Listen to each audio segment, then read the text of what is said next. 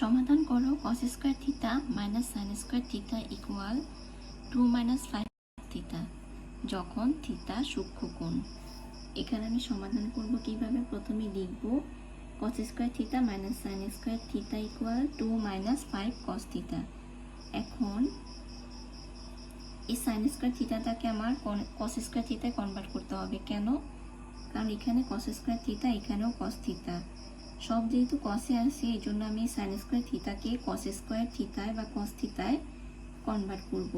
তো ফার্স্টে লিখব কস square theta minus sine square theta মানে হচ্ছে 1 মাইনাস কস স্কয়ার থিটা আমরা জানি, ইকুয়াল 2 মাইনাস 5 কস থিটা বা কোস স্কয়ার থিটা মাইনাস 1 মাইনাসে মাইনাসে প্লাস কোস স্কয়ার থিটা। ওই পাশ থেকে সব কিছু এই পাশে আনবো, মাইনাস 5 cos থিটা এই পাশে আসলে হবে প্লাস 5 cos থিটা প্লাস 2 এই পাশে আসলে হবে মাইনাস 2 ইকুয়াল 0 বা cos স্কয়ার থিটা হবে হচ্ছে 2 cos square theta plus 5 cos theta minus 1 এবং মাইনাস 2 হবে হচ্ছে মাইনাস 3 ইকুয়াল 0 বা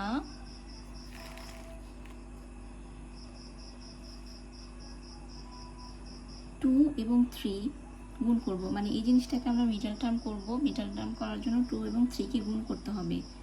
2 3 গুণ করলে হবে হচ্ছে গিয়ে 6। এখন 6 কে ভাঙবো, এমনভাবে ভাঙতে হবে যেন 5 আসে, অর্থাৎ 6 মাইনাস 1 হবে হচ্ছে গিয়ে 5, আবার 6 1 গুণ করলে হবে হচ্ছে 6। তো আমি এখন কি করতে পারি, এখানে লিখব 2 cos স্কয়ার থিটা হবে হচ্ছে প্লাস 6 cos থিটা মাইনাস 1 লিখবো না, শুধু cos থিটা লিখবো মাইনাস 3 ইকুয়াল 0 বা উভয় পাশ থেকে 2 কমন নিব, 2 এবং 6 থেকে 2 কমন যায়, cos স্কয়ার থিটা এবং cos থিটা থেকে cos থিটা কমন যাবে।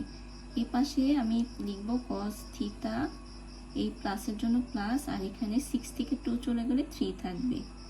এখন এই দুইটা থেকে কিছু কমন যায় না, মানে 1 লিখবো আর ব্র্যাকেট দিয়ে cos থিটা, যেহেতু এখানে মাইনাস আছে এই চিহ্নটা প্লাস হয়ে যাবে, প্লাস 3 ইকুয়াল 0 বা এখন উভয় পাশ থেকে cos থিটা প্লাস 3 কমন যাবে, cos থিটা প্লাস 3, এরপর লিখব 2 cos theta minus 1, 2 cos theta minus 1।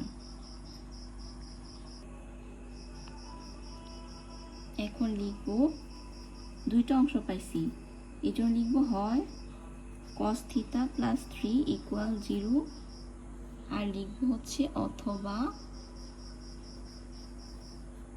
2 cos theta minus 1 equal 0। এখানে হবে বা cos থিটা ইকুয়াল মাইনাস 3, যা গ্রহণযোগ্য নয়। কেন গ্রহণযোগ্য নয়? মানে কসের বা সাইনের এমন কোনো মান নেই যেটা মাইনাস 3 মাইনাস 2 তারপর হচ্ছে 2 3 এরকম মান নেই, এই জন্য যা গ্রহণযোগ্য নয় লিখেছি। এখন এই পাশে হবে বা 2 cos theta equal 1, cos theta উভয় পাশে 2 দ্বারা ভাগ করলে হবে এখানে 1/2 বা cos থিটা ইকুয়াল, cos কত ডিগ্রির মান হাফ, আমরা জানি যে cos 60 ডিগ্রির মান হচ্ছে হাফ, তো সুতরাং থিটা সমান সমান 60 ডিগ্রি। তো কি লিখব, সুতরাং নির্ণেয় মান থিটা ইকুয়াল 60 ডিগ্রি, এই হচ্ছে অ্যান্সার।